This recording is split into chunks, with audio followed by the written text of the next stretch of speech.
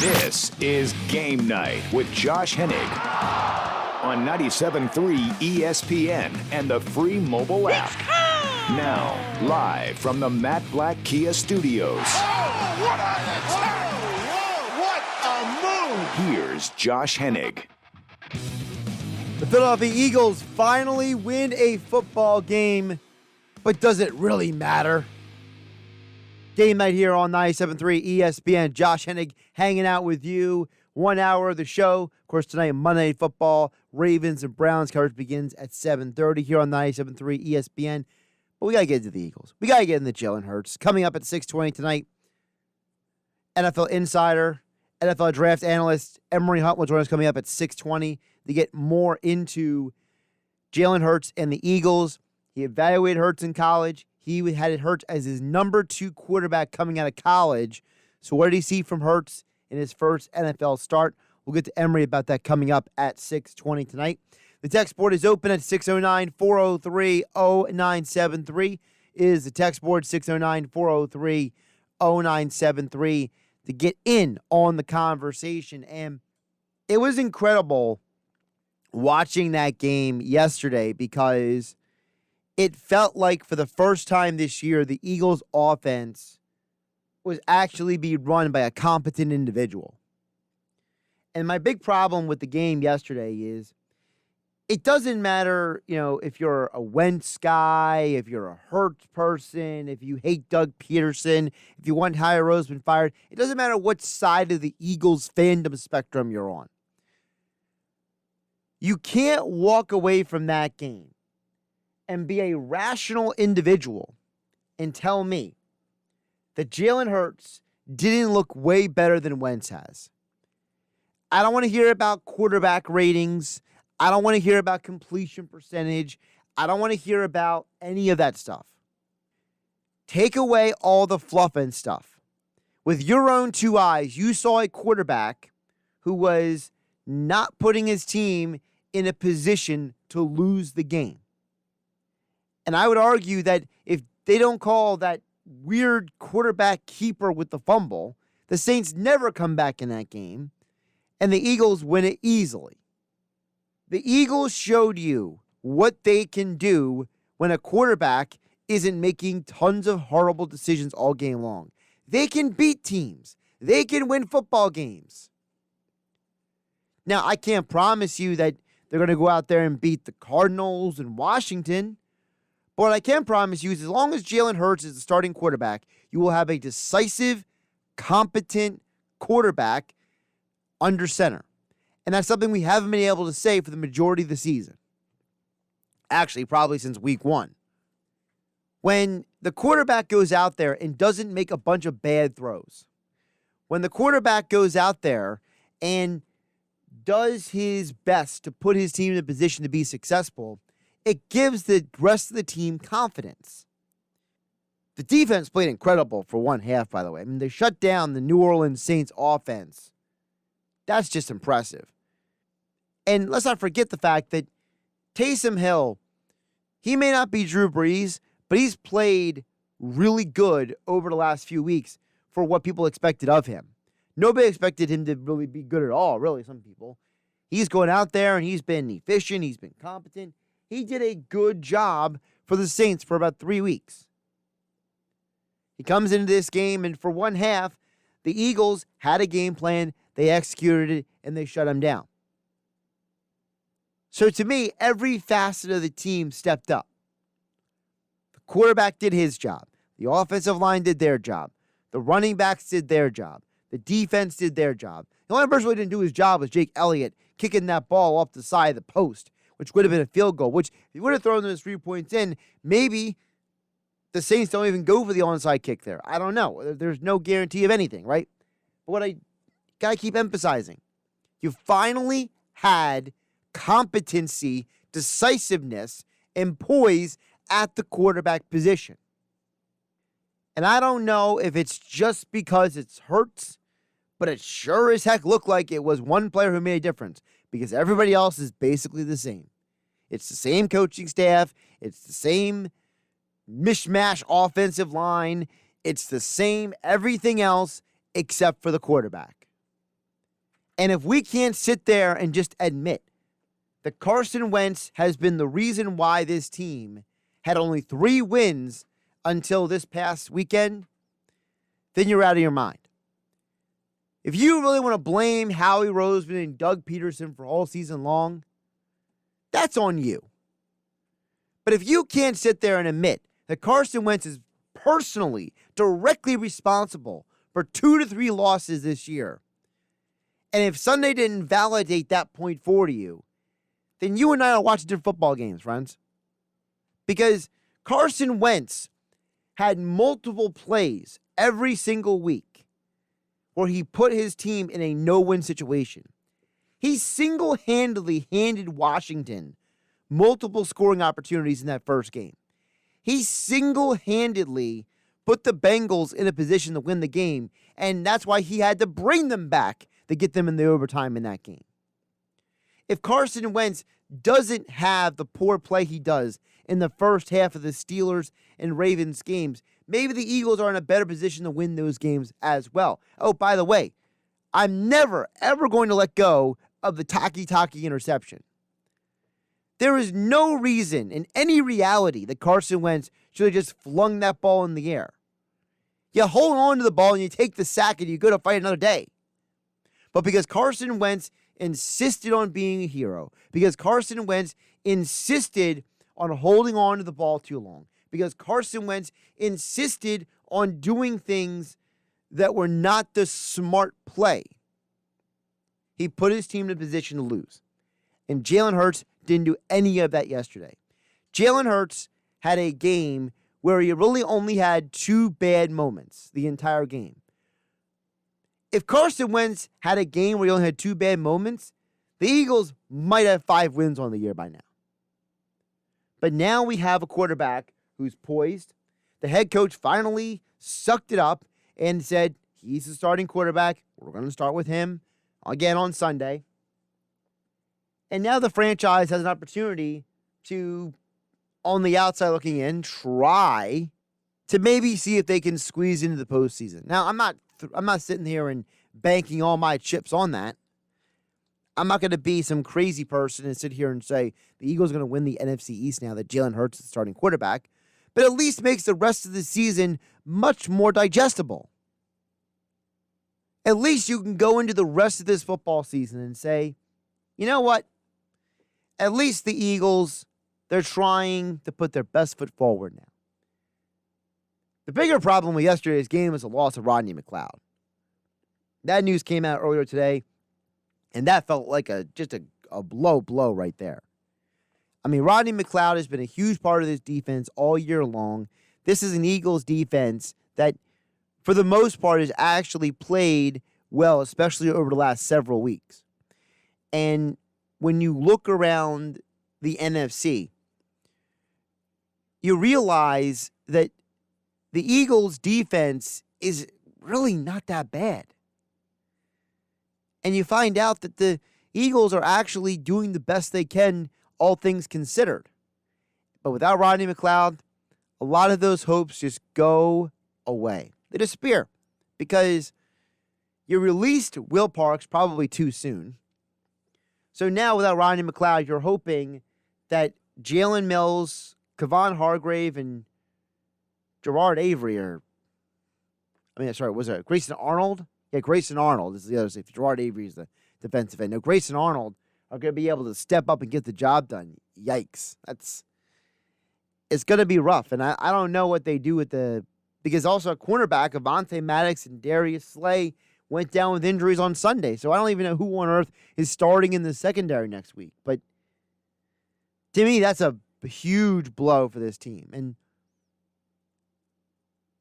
the defense had done everything they could for weeks to keep this team.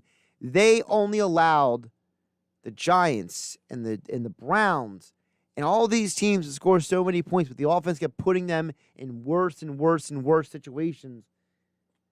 And now, finally, they get a competent quarterback back there, and then you lose one of your most important defensive players. I mean, that is just a low blow. It just stinks. I mean, if there is no other evidence, this is not the Eagles' year. Is that not it? You just look at this team. They've done everything they can on defense for the majority of the season, outside of the Rams game and outside of the second Giants game. The Eagles' defense has actually played pretty well. It was the offense that kept putting them in horrible positions. But now you lose your safety, your best safety, after you finally have a reserve quarterback come in and he plays great. Man, I mean, talk about a low blow. 609-403-0973 on the PlaySugarHouse.com text board. 609-403-0973. Josh Hennig hanging out with you. Emory Hunt, CBS Sports HQ, will join us coming up in about 8 minutes from now. Let's get to your text. 609-403-0973.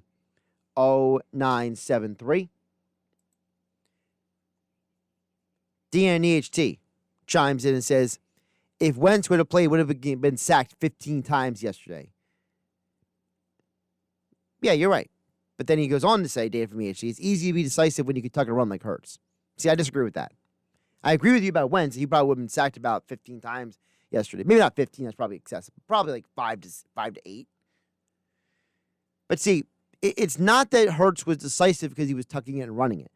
Hurts was decisive when he threw the ball away. Hurts was decisive when he decided to roll away from the pressure to try to get a better angle on the defense to try to throw the ball.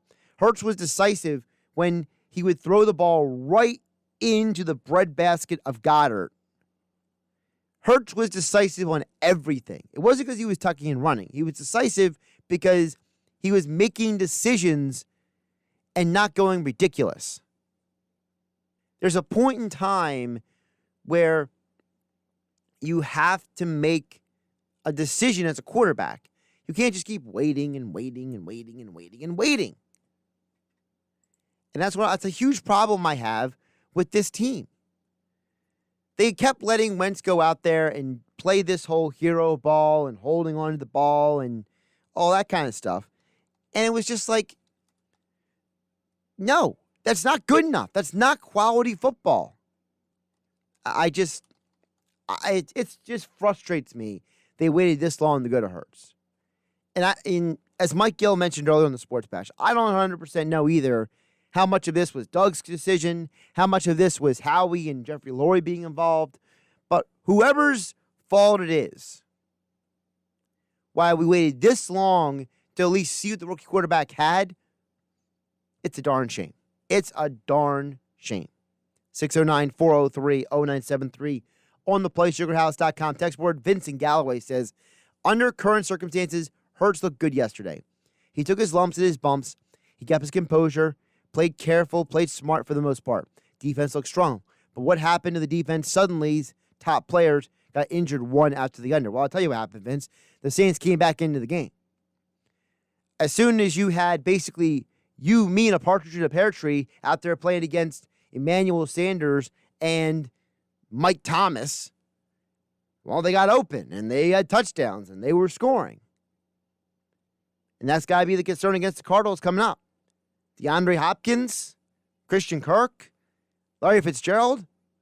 Who's guarding them? The janitor? It's going to be an interesting week. It's going to be an interesting thing to watch, to say the least.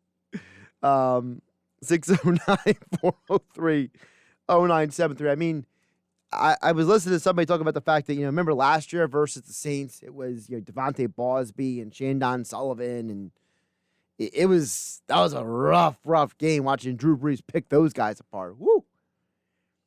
Now, Kyler Murray ain't no Drew Brees, but he's got some pretty big-time talent out there, that's for sure. Let's get some more text, 609-403-0973. Text says, yo, Josh, this is Don from AC. Last night's game was great to listen to. Hurts played error-free game. Isn't that what a good quarterback does? Also nice to hear a few new names being called out during the game. That's Don from AC.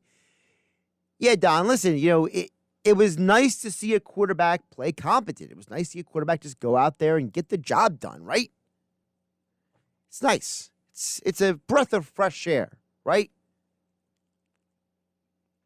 609-403-0973 and theplaysugarhouse.com. Text board Mike in Upper Township says, I can't help myself from giving Carson a little leeway, but now I'm wondering if his hard-headed approach is ultimately been the issue. He changes the play too frequently. He thinks he's the coach and quarterback. He doesn't just stop it and play. Hurts didn't check out on many plays, but he still needs to see the field better. That's Mike in Upper Township. Mike, that's probably the most thoughtful, balanced, objective text of the day. No offense to anybody else, but maybe someone could up that in the next 30 minutes of the show. But seriously, listen, you are saying, Mike, you were trying to give Wentz the benefit of the doubt. But he kept, like I said, I hate it when I heard the kill from Wentz all the time. It drove me nuts. I think I only heard Hurts say kill maybe 2 or 3 times yesterday. Wentz felt like every single snap he was changing the play, audibling out of something. And you're right. He thought he knew better. Hurts doesn't think he knows better. Does he need to see the field better? Sure. He could be better, but he's a rookie quarterback, and let's be realistic. He only has had 1 year of his football life where he was asked to be a pocket passer at Oklahoma. When he was at Alabama, he wasn't asked to be a pocket passer. He was asked to be an athlete playing quarterback.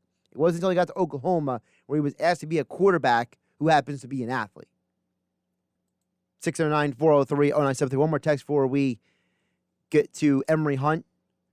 Break more down Jalen Hurts. Joe from AC says play calling made the difference in the game. Can't put all the blame on Wentz. Well, Joe and AC, I got to disagree with you because you are making that statement under the abundance of assumptions that the game plan that we saw with Wentz was a problem. How do we know that Doug wasn't calling a run play sometimes and Wentz was audibly to go to a pass play? How do we know that somebody didn't call down a basic crossing pattern and Wentz audibled to a go route play? We don't know. So I had to put some more blame on Wentz to the play caller when I see Jalen Hurts go out there and not audibling out of every play and making competent plays. I can't blame so much on Doug Peterson when I don't know how many of the plays that caused Wentz to have turnovers was Wentz versus Peterson. Keep your text coming, 609-403-0973. Emory Hunt, CBS Sports HQ coming up next. You're on Game Night on 97.3 ESPN FM and the 97.3 ESPN mobile app powered by First Bank of Seattle City. You're listening to Game Night with Josh Hennig on 97.3 ESPN and the free mobile app. We'll get back to your text in just a bit. 609-403-0973. We'll get more into the Eagles, Jalen Hurts, and more. A little bit on the NFC East. Friend of the show, Emory Hunt, joining us right now on the Boardwalk Honda Hotline. Of course, you've probably seen him throughout the year on CBS Sports HQ. You can follow him on Twitter at FBallGamePlan. Check out his YouTube channel for all of your college football and NFL analysis. Emory, how you doing on this Monday? Doing fine, man. As always, I appreciate you having me on. I appreciate you jumping on, especially on a day like this, because, when you and I talked about Hurts months ago, you were very high on him coming out of college. I remember you telling me that, there were things about his development that really stood out to you. So, kind of give the audience an understanding of what you saw from him in college to what you saw from him yesterday. What really stood out to you? Were there any similarities? Kind of just give us an idea of what you're seeing with your eyes. Well, it's a lot of the same things we saw at both Alabama and at Oklahoma. When you have the ability to handle pressure, and that's pressure of the opposing defense or pressure of the situation, you're going to be all right as far as playing quarterback is concerned. I know a lot of folks tend to focus on certain traits, whether how tall they are, how far they can throw, the accuracy. All of that stuff has some credence, some relevance, but at the end of the day, can you perform when your team needs it the most? And I thought Jalen Hurts was able to do that at 2 major programs, show the resolve coming back from being benched to, he was an SEC Freshman of the Year. He was riding high, had a national championship already under his belt, got benched for Tua Tagovailoa, came back, in the SEC title game, didn't transfer, helped lead his team to victory to get them back into the playoffs. And then you saw him transfer short season, go to Oklahoma and do the same thing. So to me, he showed how to battle through adversity. He's shown the ability to, play well within himself and have confidence in himself, but also show the competency within his game to be confident that he can go out there and execute. We saw that this past weekend against the New Orleans Saints, so there was never a doubt in my mind that he can go out there and play well and help the offense function. So because of his calm, his resolve, we saw him be able to do that, and that's why we saw the Eagles subsequently have success. Now, you mentioned the Eagles have subsequently have success. We saw Carson Wentz. He struggled many times this year making decisions, staring down receivers. He would do the kill. He would change almost every single play at the line of scrimmage. And yesterday, we saw Hurts basically say, I trust my coaches, I trust my teammates. And I felt like it was such a huge breath of fresh air from the quarterback position after weeks and weeks of the Eagles' offense having, no offense to Wentz, but a borderline egotistical person out there basically thinking he was going to save the day on every play. Well, I think it's more along the lines of Wentz probably not wanting to make the mistake, thinking too much about the situation as opposed to playing through, playing through the play and going through progressions. And if something isn't there, or if you see something that's not, it's not jiving with what you want it to be, then at the end of the day, you can go out there and you're an athlete, just go out there and pick up a few 4 or 5 yards and get down and go play the next play. I think a lot of his issues were in his own head, wanting to make the play and worried about making a mistake because he doesn't want to, put his team back. But in that same breath and thinking that same way, he ended up doing what he didn't want to do because he was setting the offense back because he was trying not to make the mistake. Sometimes you got to go out there and trust that, hey, my coaches know I'm the starting quarterback on this team. I can go out there and play fast, and if I make a mistake, I go out there and do better the next time. You have that cachet because you're the starting quarterback. They paid you a lot of money. So that was the difference to me yesterday. It was that the Eagles had the same offensive skill players, the same offensive line. It's just that they had a quarterback that was out there not worried about making mistakes and was able to play well within himself and just allowed everyone else around him to play better.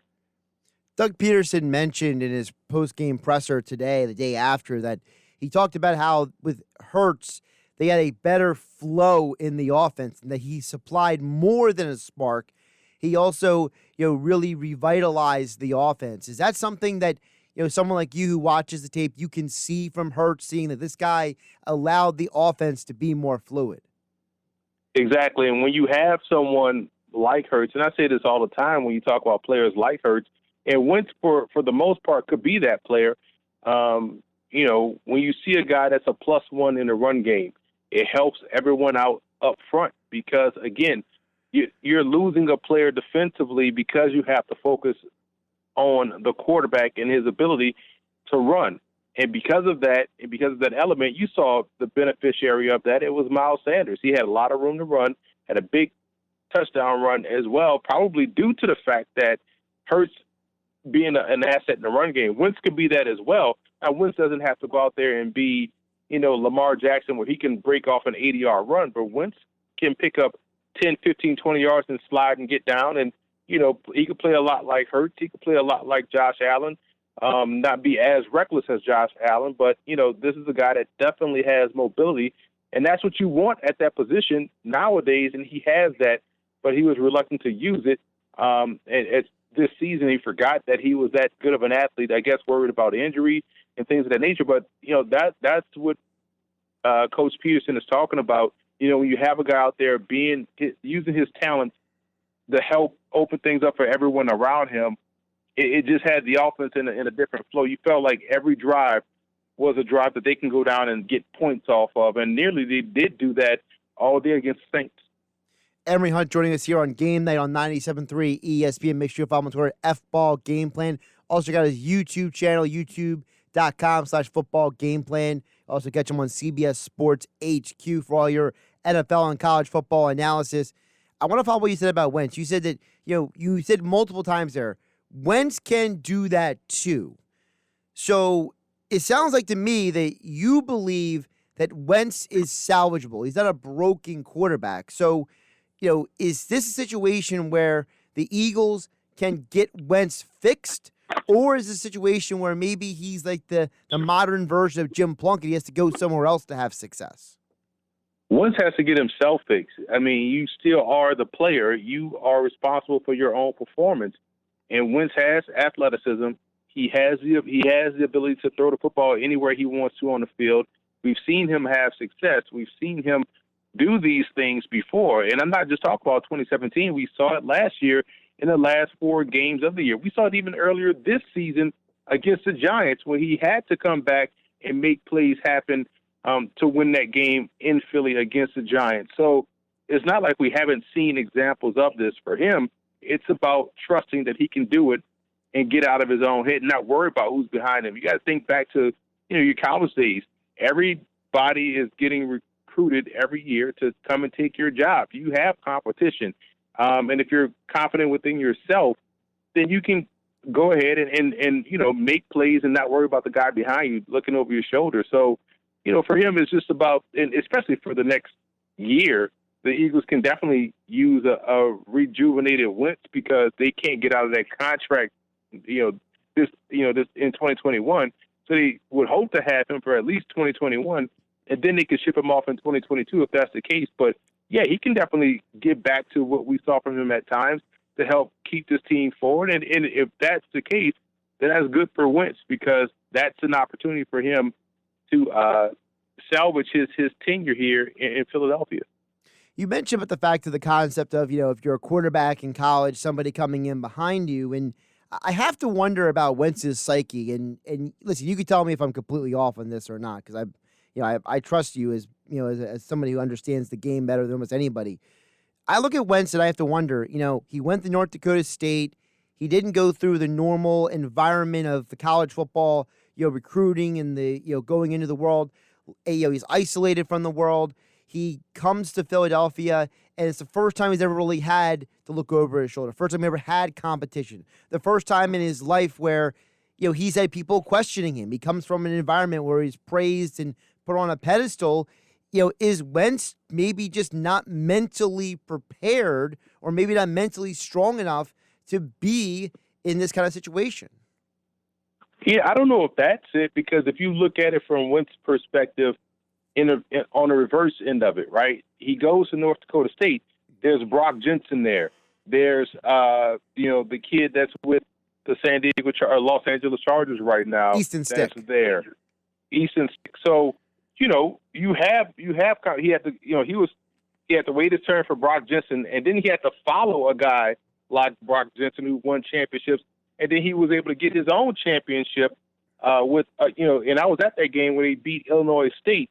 Where he had to come back and win that game because it looked like Trey Roberson, who's now a defensive back with the Minnesota Vikings, was it looked like he had the walk-off touchdown game winner in that championship game, but Wentz got the ball back and they drove down the field and he got them in position to win the game. Then you look at his last year, doing well, beat Iowa State, he gets hurt, and Easton Stick jumps in and leads the team all throughout the rest of the season. Throughout the playoffs, plays extremely well.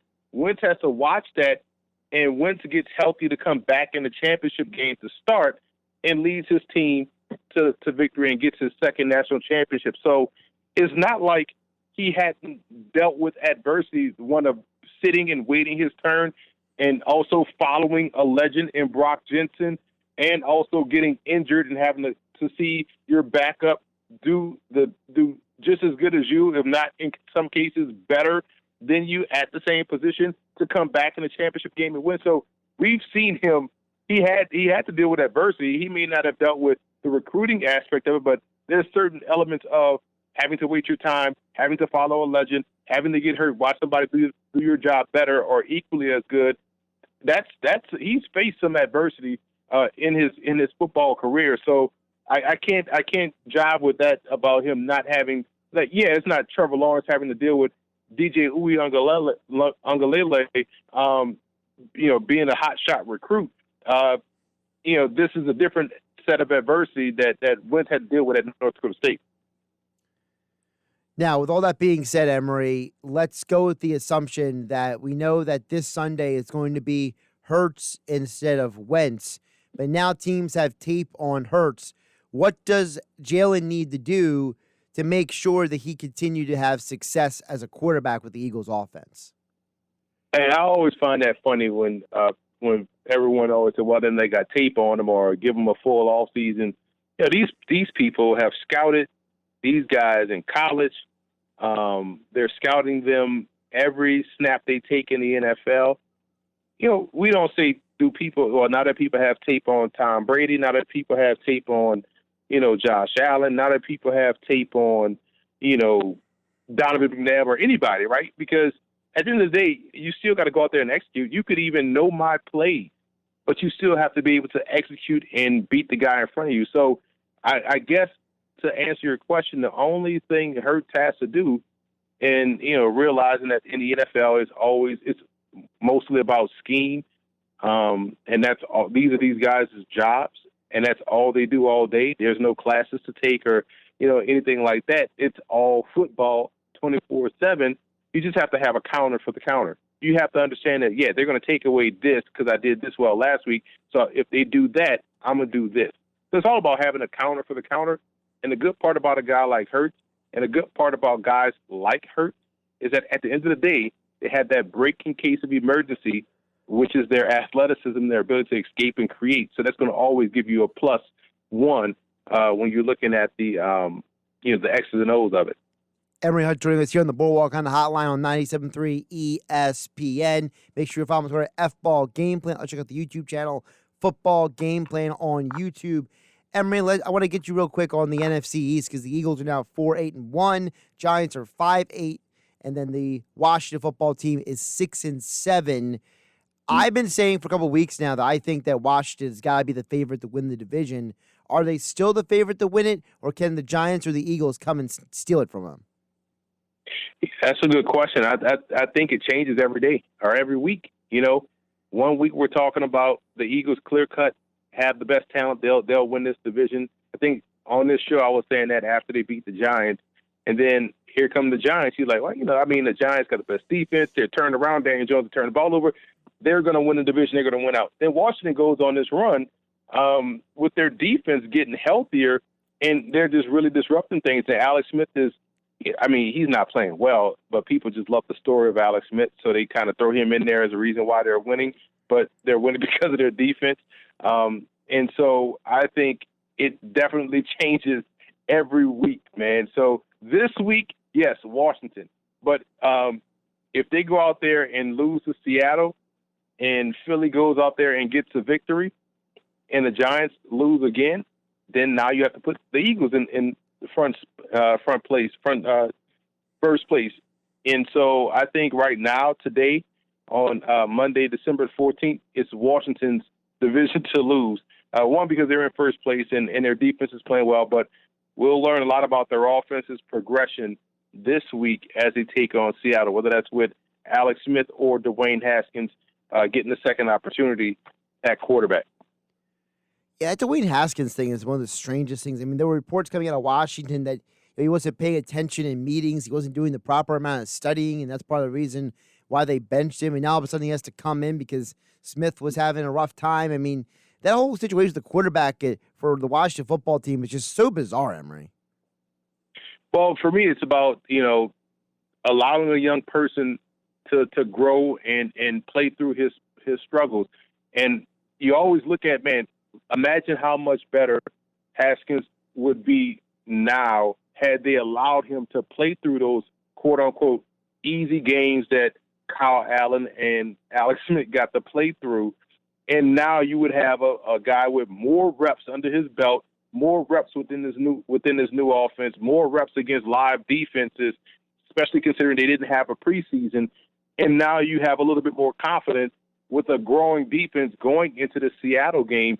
Because right now you're going to start him, and it's going to be like back to square one as far as, okay, what can we do with him? Because this is only his fifth start of the season, as opposed to letting him just play through everything like they said they were going to do during the preseason. Because he had his best game against Baltimore, which does give you a little bit of confidence of him going up against Seattle and having success. But man, it would have been nice to see him get that stretch of games against these weaker opponents like these other quarterbacks got that aren't as talented as him and don't have the upside that he has. Because now you're throwing him back into a tough situation.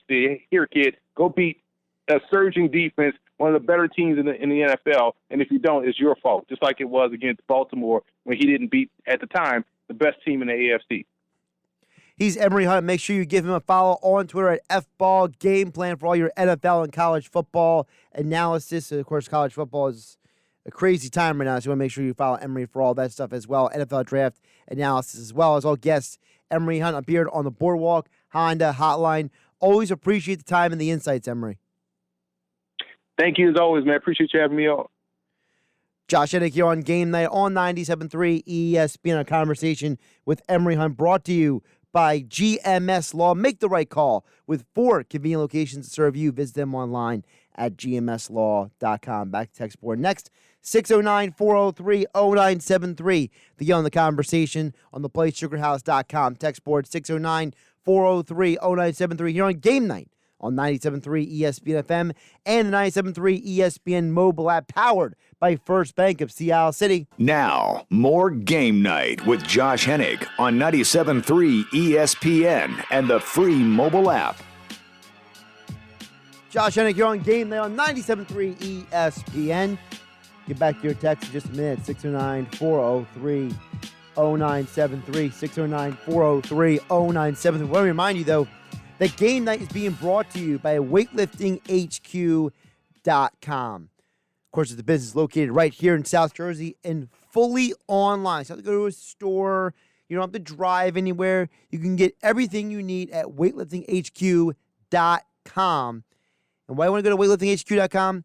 Because they have everything you need. If you're a weightlifter, you're a health and fitness enthusiast, or you're someone who just wants to meet your 2021 goals from the comfort of your home.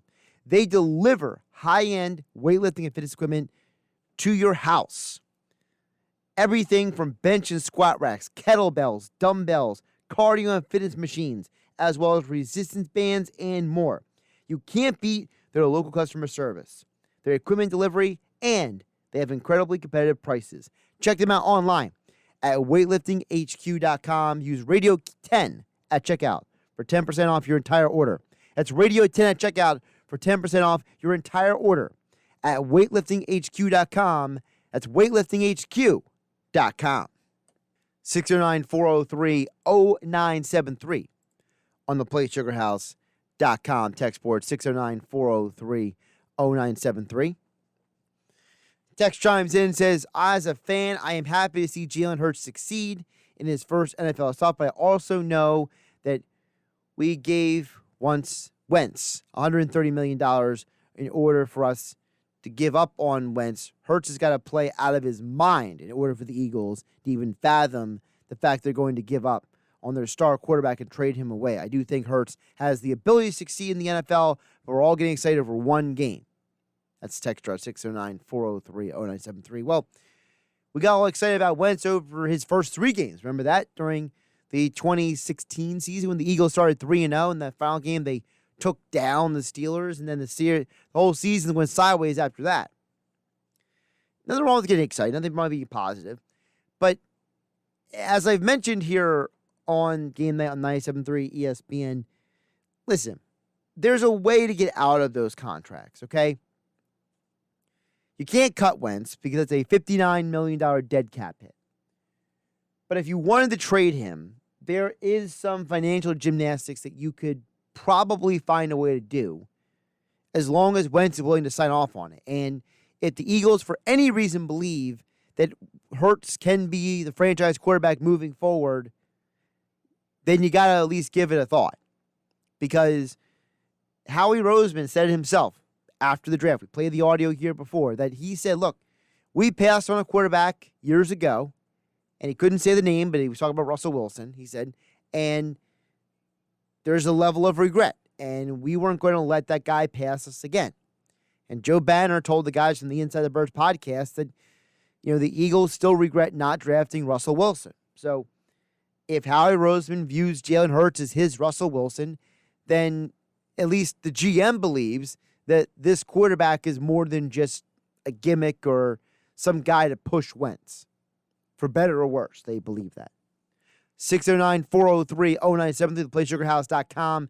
Text board 609-403-0973. Liam Buna says, if Hurts can manage to finish out all with wins across the board, what do you think the quarterback situation would look like next year for the Eagles, especially with the Eagles seemingly facing cap space dilemma in 2021? Well, as I mentioned with Wentz before, I think there's some financial gymnastics that you can jump through, but you got to get Wentz sign off on, just like Nick Foles had to sign off on the massive restructure it took for the Jags to trade him to Chicago. There's always a way out of these contracts. I don't believe for 1 minute that you're ever really stuck in a contract. It's just how willing are you to be creative and how willing is the other person who signed the contract to make those adjustments to get them out of town. If the Eagles see Hurts go on a win streak and he gets them in the back door into the postseason and he plays okay, at least in the postseason game, you definitely have to consider if Wentz is your quarterback, and if you do move him, like I said, financial gymnastics. 609-403-0973. 609-403-0973.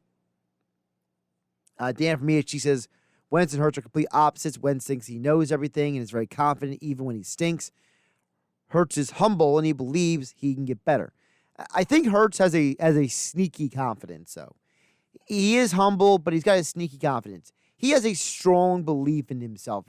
When you watched him in college, as Emory mentioned, you don't go play at places like Alabama and Oklahoma and have success if you don't have some self-belief. You're not willing to be the backup for a young up-and-coming star like Tua Tagovailoa if you don't have belief that you can still be a leader of a team. I mean, that says a lot about the young man's character. Wentz has a huge amount of ego going on because he seems to think that it's good enough to just say, I have to be better. Well, saying you got to be better is not good enough to me. I don't believe, how do I say this without being ridiculous? I don't believe for 1 minute that Wentz is just some victim of a situation.